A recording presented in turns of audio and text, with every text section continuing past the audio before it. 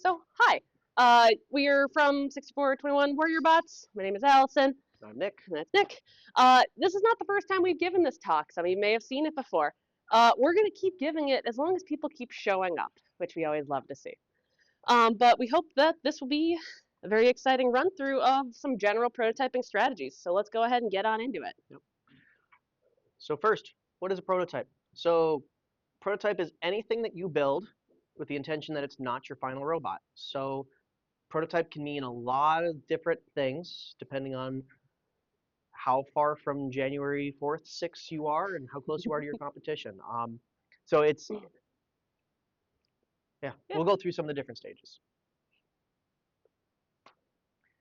So why do we make prototypes? So prototyping primarily is a tool. So as such, you want to make sure you're using the right tool for the right job. And yeah, sorry. So the main purpose is to figure out how elements interact with game, how game elements interact with your robot. Try and find critical dimensions, test ideas. Basically, just keep messing around until you learn how to play the game and what kind of robot you want to build.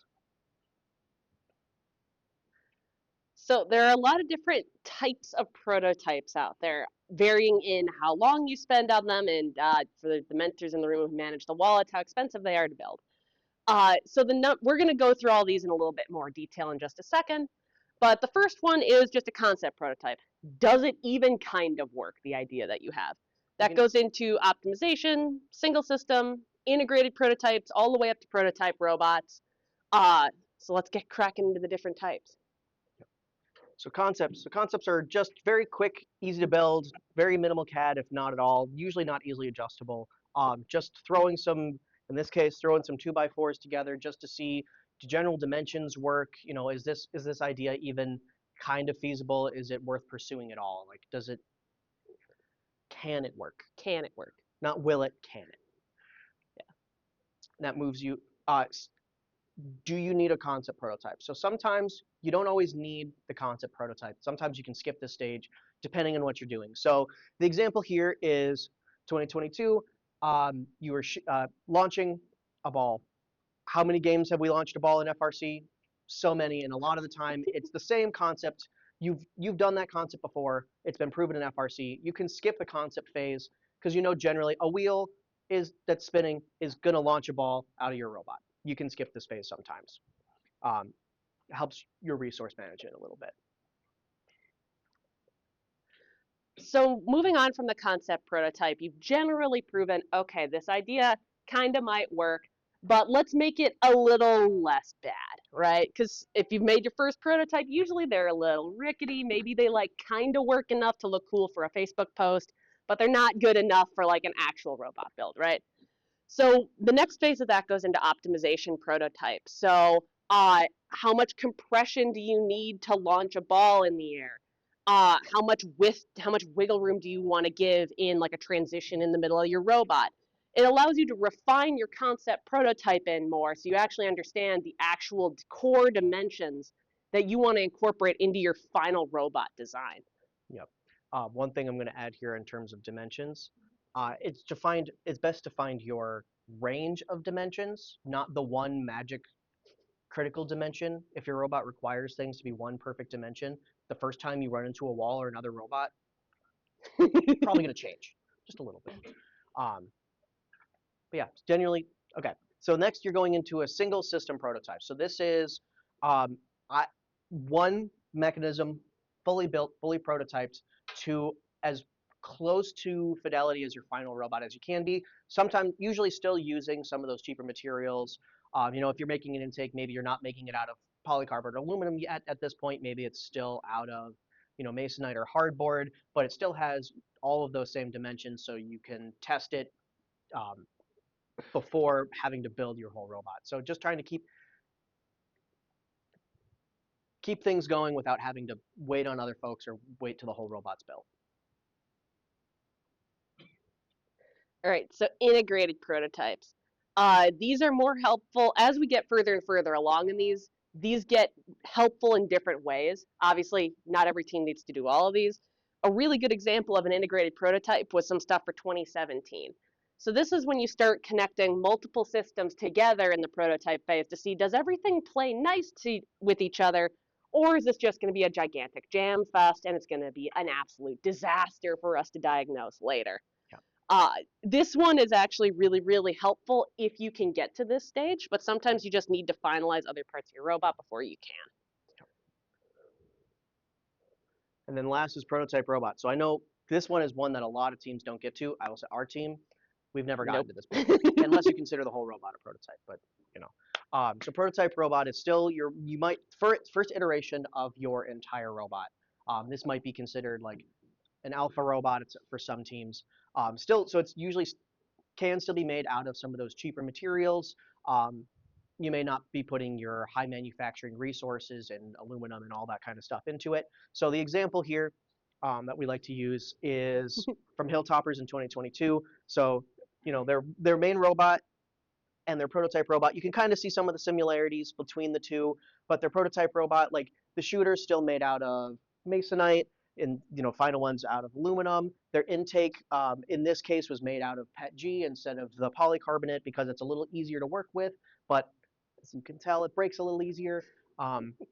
So it's still, but all the critical dimensions and things were still captured in that prototype robot. So they could, program it, they could test it, they could break it and find out how to make their robot as good as it was that year.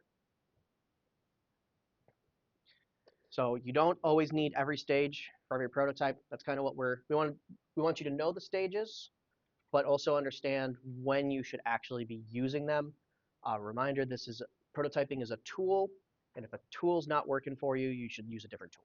Right. So the example we have here is if you know you're going to use an elevator in your design, you want to use an elevator in your design.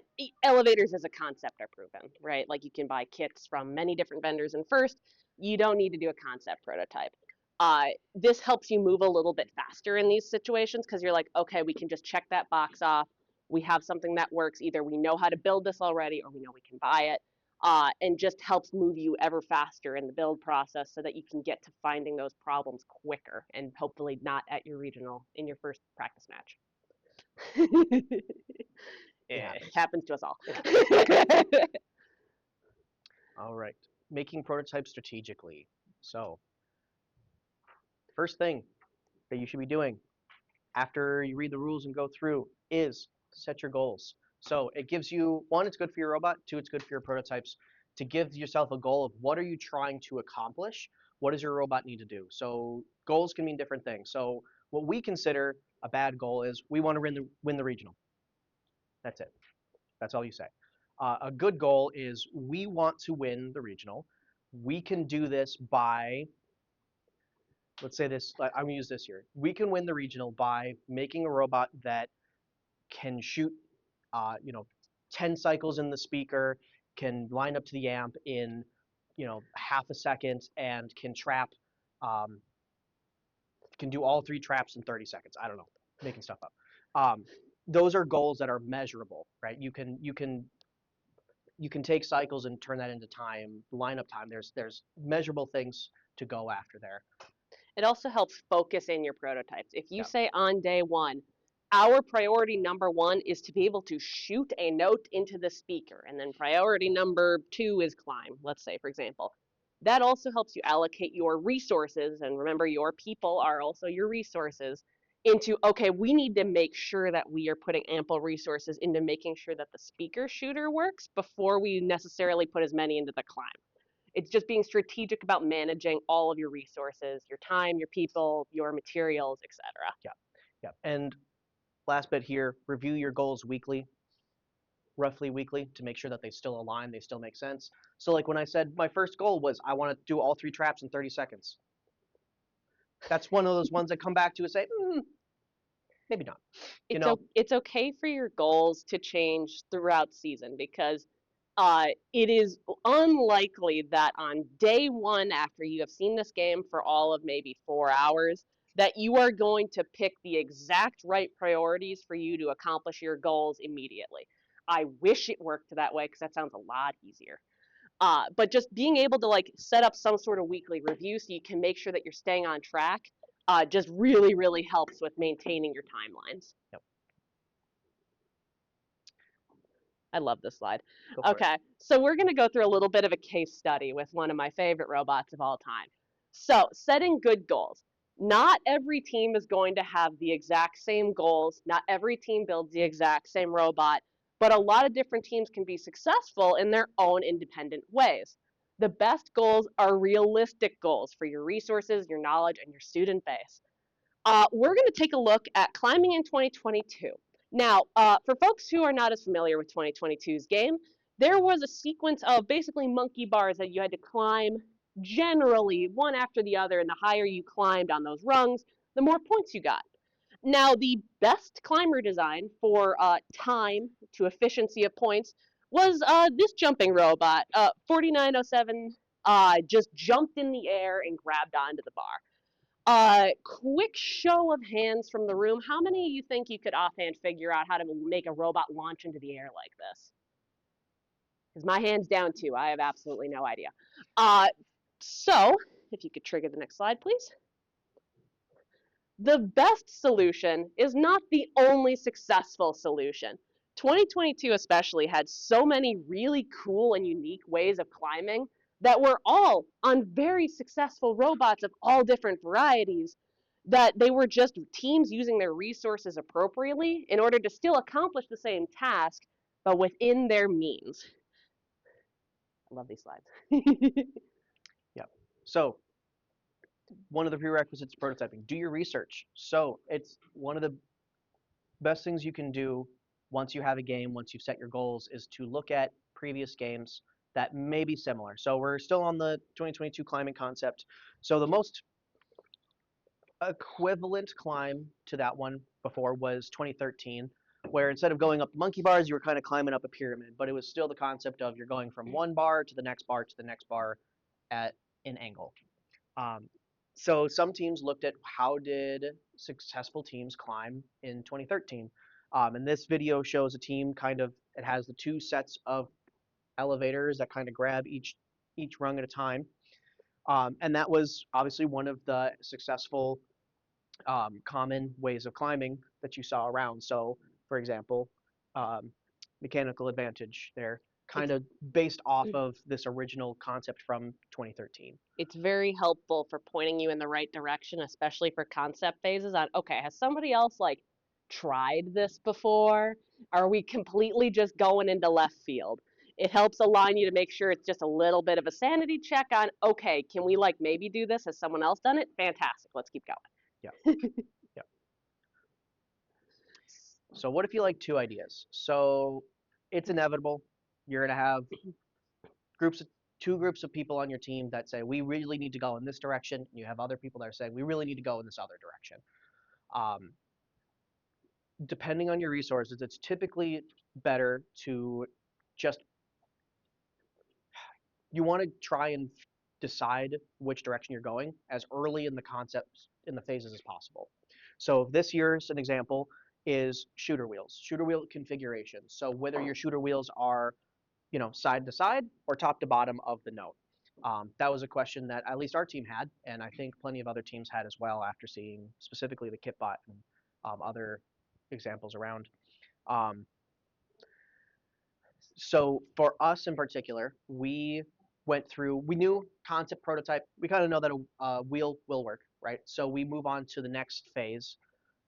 And from there is where we worked on, we had groups working on each set. We had one group work on side to side wheels and one group work on top to bottom wheels. And it was just one single prototype of, how is the performance between each of these? Make a decision and move on.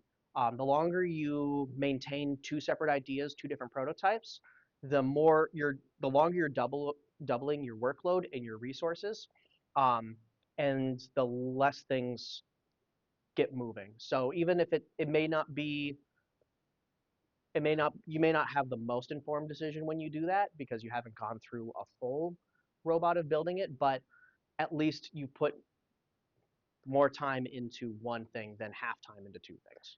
This is a big thing in industry as well.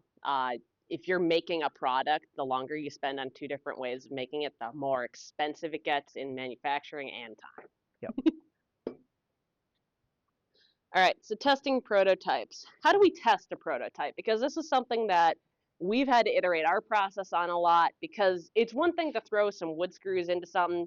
It's another thing to actually get useful information out of what you've spent all this time and resources on, right? So before you test a prototype, you need to establish what are we trying to learn from this? Are we trying to understand, will this intake pick up this note? Is the compression that we randomly picked on a whim good enough? Do we generally know how we're gonna like make this thing in the first place? Do we have a sketch? And how long do we want to spend working on this prototype? This is a big one because it's really easy to get excited, especially in the beginning of season, on, oh, I have this cool idea. I'm going to keep working on this idea. And then you've gone through and it's like, oh, it's week 3 and we still don't have a robot. Oh, shoot. So making sure that we establish like a little bit of a time frame up front helps to mitigate that kind of situation. So number one thing, we try and hammer this into our kids. If something's happening, pull your phone out, take a video. Take a video of every single thing that happens because you can go back and watch those and you can learn a lot from that. Otherwise, make sure you're recording meaningful data. So if you're testing intake, like the height of the roller off the ground for intaking a game piece, record what happens with each iteration, each change that you make.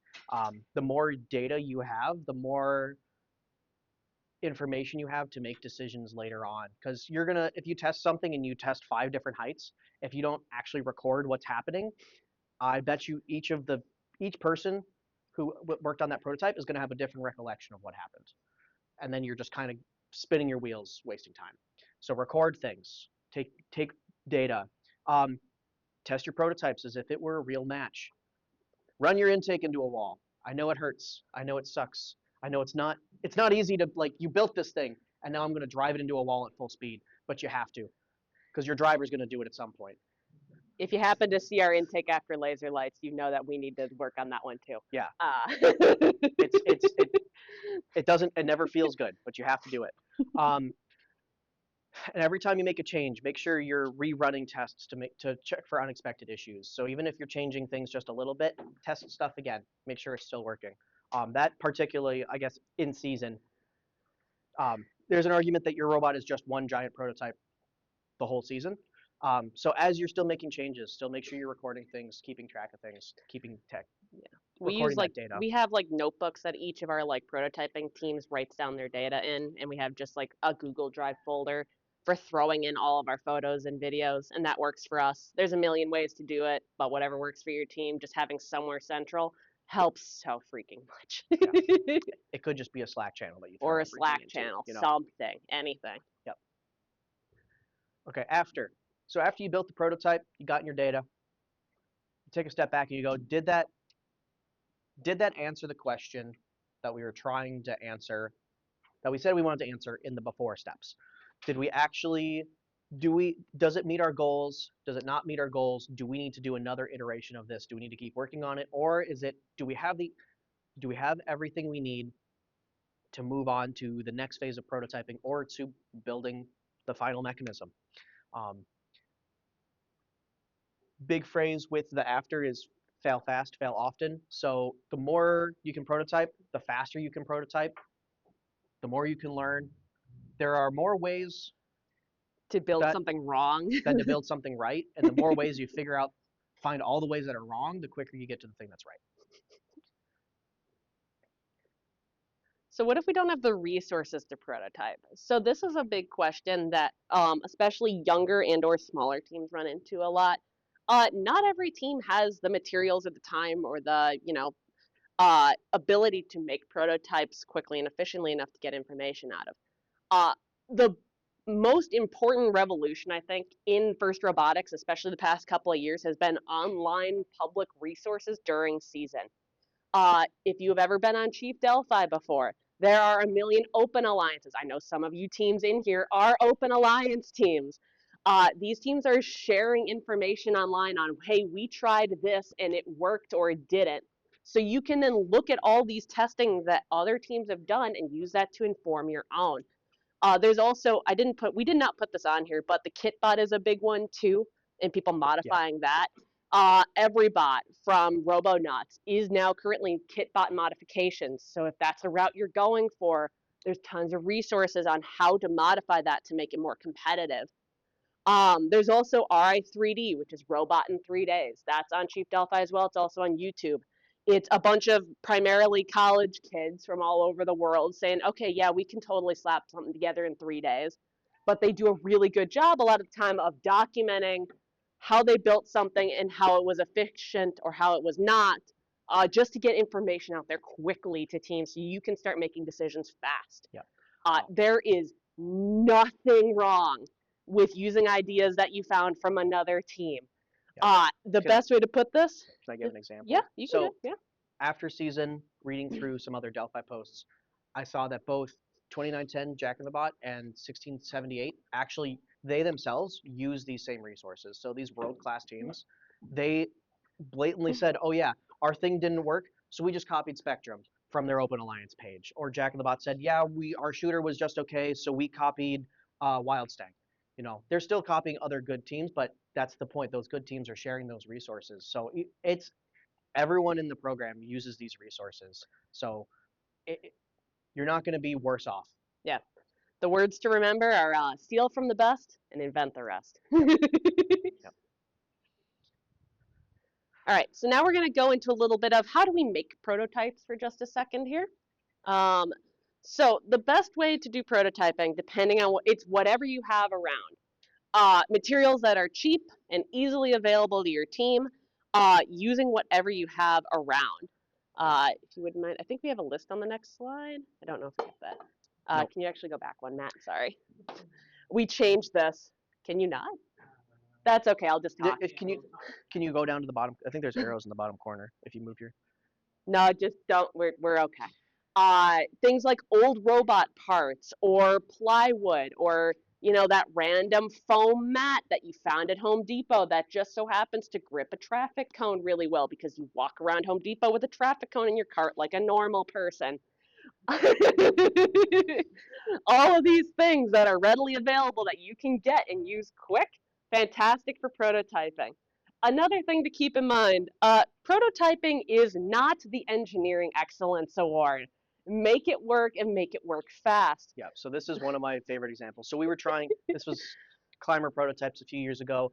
We had started with this hex shaft here being driven by a chain, and that's how we were trying to drive stuff. And then at some point we realized that shaft just needs to not move at all. It's causing too many problems.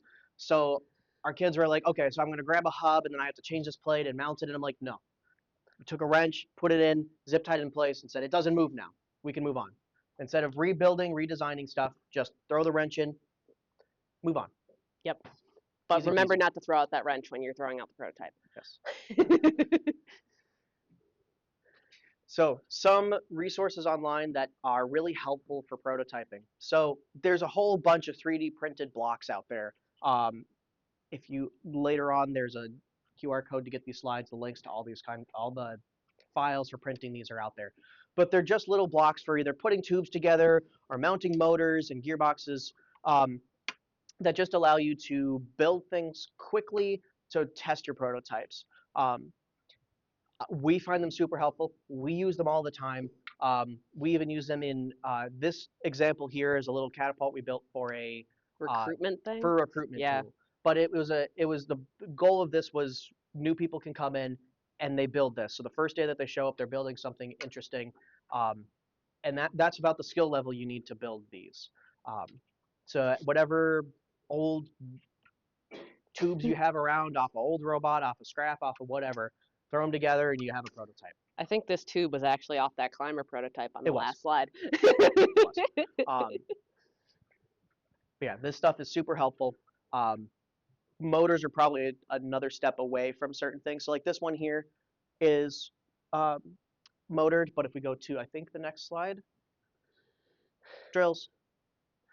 Drills are the best way of moving prototypes. That's honestly most of what we do for moving prototypes until we need that higher fidelity of motor power and stuff like that. But just testing, will this work? A drill with a half-inch hex driver on the end of it. As you can see, like this prototype here had 6 independent shafts that all had to be driven. Don't do that, by the way. Like, don't do that. Yeah, we had six different shafts that were driving all at the same time. But instead of taking the time to belt and chain and all of the whatever to drive everything. Um, we had 6 drills and some hex adapters, and we just ran it. It was just to test whether it was going to work. This was just faster. Yep. Especially since we were constantly changing where. This is optimization prototype, so changing where things are to try and find those correct dimensions, just for drills, makes it easier. Next step of prototyping after optimization, sometimes motors are good. Okay, so getting a little bit more refined here. So when you actually want to make motors move, the intuitive way, I guess, in FRC is, okay, I need to have a full robot electronic setup, and I need to have a programmer who actually knows how to set it up. And then we need to actually like set KNIDs and update firmware. It's a mess. It's a pain in the butt, and it's not fast. That's fantastic once you get a little later in season. But for just your initial testing, there's a couple of quicker ways you can go about it. One of them is these older PWM motor controllers. These are the Sparks that Rev used to sell. I think they've discontinued, but there's a million of them floating around. You can just send a PWM signal with a Amazon servo driver with a little knob, and you can make motor go burr. They're pretty straightforward. We've used these for years. For For brushed brushed motors, motors, specifically. Thank you. Yeah. A more modern solution to this is Spark Maxes can be controlled over USB. You need to power them with a robot battery. But you can plug in a USB-C cable into your Spark Max with either a brushed or a brushless motor. And this can get you moving if you're using more modern components as well. This is something that we're starting to talk about moving towards for next year, just so we can use brushless motors a little bit more in our prototyping to be a little bit more one-to-one with our real builds. Question on this, Allison. Yes. How many motors can you plug into one computer? I actually honestly don't know. I don't know because I forget if there's a limitation of 1 motor per. I believe that's the USB, case, but for at least you running it, but I Yeah. could be wrong. Oh, fantastic. Yeah. And the Talons also come with software you can install that you can run motors just like. Yeah. All right, so once we get into pneumatics, which starts to get a little more complicated. So, fortunately, I think for most of us, and especially your electrical people, pneumatics has kind of been on the out for FRC lately. It's not gone, but it's definitely used a lot less right now. The best way to set up for pneumatics testing is we've set up these little like testing boards. You don't need a Rio, but you do need to power your compressor. And then you can just apply, usually they're 12 volts or 24 volts, to either side of your solenoid to make them click in either direction so you can make pistons click in either direction. This is definitely more involved, and I don't recommend trying to set up one of these testing boards in the middle of season because at that point you may as well have just set up a real robot. But this is an option if that's something you're interested in prototyping and testing. So integrated products. So this is this is a tool that we had made that kind of integrates the motors and the pneumatics together. So it's a milk crate. On the inside, it has Spark Maxes with PWM controllers, air tanks, everything needed for pneumatics. So we've used this for a few years for testing prototypes quickly and easily. Just plug a motor in, turn that dial, and it goes. Same thing for air. Plug it in, charge a compressor, and you can flip the switch and move your pneumatics back and forth. Yeah. So it's a cool little tool. It's honestly just made out of random junk and some hardware store components. Like Yep. I've documented most of the build, and I'm like, this is going to be different for every team, so it's just kind of hard to do it with the junk that we had around. All right, so some of our big takeaways here, and I think we are going to have time for the Nutrons demo, but Yep. we'll get to that in a second. So some of the big key takeaways from our deck presentation is that prototyping is a tool. It is not your final robot, at least technically not, but it's used to help robots meet goals. The most important thing that you as a team can do is to set your team's goals, make sure everyone's aligned on them, and to keep revisiting them to make sure that you are all still on the same page as season progresses. Documenting the process so you are not wasting your time throughout season having to go back and check things again helps speed things up immensely and helps reduce a lot of frustration. Yeah. Fail fast, fail often. One of the most important phrases. If you learn anything from this presentation, fail fast, fail often. You can keep going. Steal from the best, invent the rest. That one's also one of the more prominent phases in FRC. There's a lot of different ideas. It's okay to steal them. And practice. Just keep practicing. So in the off season, if you can, in the fall when you can, practice your prototyping. You don't have to wait until January to start your prototyping process. The more you do it, the better your team's going to get, and the faster you'll be in season when that time actually matters. So If you are doing that in fall, definitely would recommend going to Walmart or something in the sports section or into your bin of previously used game pieces that are older than 4 years and find something different. can I add another Yeah, go place? ahead. Go for sports. Sports It's a, balls. that's where most of the game pieces come from Yeah. anyway, actually. Just Just go for sports. Try to learn something new. It may not be applicable to the game next year, but frankly, none of us know what is. So it's going to be okay. Yep. Just trying to understand how to interact with different shaped objects, different textures of objects. The more you can do that, the better off you're going to be when you get the real thing. And if We'll, No, you're we'll, good. I signaled to him, my bad. It's fine. So you want to Uh, go through that little thing so there? yeah, so can that first link that I have, can we open that up? We have a minute here, but it's also boiling hot in this room, so we'll go through it quickly. So we have a bunch of other resources in this deck. This is one of our favorite documented examples of a really cool prototyping process that I want to go through with you all really fast. We have not done anything this in depth, but it's such a cool process that I want to share it. So this is FRC Team 125 Neutrons. And this was the 2017 game piece, these yellow wiffle balls that AndyMark still has several thousand of. They are about this big, and you could hold as many of them as you could basically hold in your robot. So the more you could hold, the more you could score, which is kind of unique for FRC. We haven't really seen that in a while. But being able to prototype with that many objects all at once was a little daunting. It's a lot of pieces. It's taken up a lot of space. What they decided to do was they found these smaller plastic wiffle balls on Amazon. They were, can you scroll down a tiny little bit? They actually had the same. It was exactly 1/3 the size, and it had all the same number of holes. Yeah, kind as of the that ball. perfect scenario for a prototype. If you could keep scrolling, please.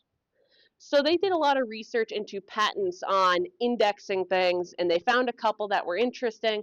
So what they did is they basically went and 3D printed small scale tests. So if you keep going down a little bit, it's a very thorough document. If you want to read through it, you're more than welcome to, but we're not going to today. Keep going, keep going. That video right there. It's going to be a little hard to see because they 3D printed it in black. Actually, the one below it might be a little better. Yeah, right there. Let's see if that'll load through. Yeah, there we go. So they started being able to test indexing this many objects on a small scale, which I assure you that designing and 3D printing some parts is a lot faster than you trying to build something at full scale for this game. So they were basically trying to scoop all these balls into a central point in the middle so they could go into their shooter, but they were experiencing a lot of jamming issues. Because you're dealing with a lot of hard plastic objects and you're slamming them against hard plastic walls. So they kept iterating. They kept trying different things, but they were able to do it fast. One more down, please. Yeah, oh, that one. And so eventually they get to this with their wiffle balls, where they're able to keep scooping them and they're flying out of that shooter hole as fast as they're physically turning that motor. And so here you can see they went, okay, we have a good enough concept on the small scale, let's scale it up. And so if you go down to those yellow balls, yeah. So this is when they started actually being able to scale that concept up to full scale. And if you keep going, they did all this CAD, they're just keep going, load 8 more images. No, Matt, up, down, down. Stop. Okay. I don't know why it is making you load more images. But yeah, this picture right here was kind of their first full-scale powered prototype that is based purely off of all those 3D prints. And if you keep going basically to the bottom at this point, they kept refining it. It ended up on their real robot. And we're just going to cut to Einstein of 2017. If you just go down to the bottom. Yeah, just go to the bottom. Oop, okay. Imgur. Keep Imgur. going. Keep going. Sorry, Keep there going. is no bottom. It's Imgur. Keep going up. We're already at the bottom. Oh, dear. That was pretty low. Keep Oh, going. there, right there. This robot, tiny in the corner. Fastest shooter in the world for FRC. Look at how fast they are able to crank out these wiffle balls. Uh, all because of a scale prototype that they were able to iterate on quickly to find every failure point as fast as they could so that they can make it all the way to Einstein. This is a very situational example, and I recognize that, but it is such a cool learning process Yeah. that it is And really fun to go through. And for those that want to learn more about this, they talk very in depth of every step that they went through of this process. It's a very good document on prototyping a very unique mechanism. It's not something that had really been seen much before in FRC. You may see things about more like that more now, but that's because this was the first one to do it. So um, it, even with the outlandish ideas, even if you aren't starting from steal the best, invent the rest, um, there's that prototyping process is what helps you get there and be that innovative team that tries new things, that tries cool things. It does them smart. Yeah, it makes them smart.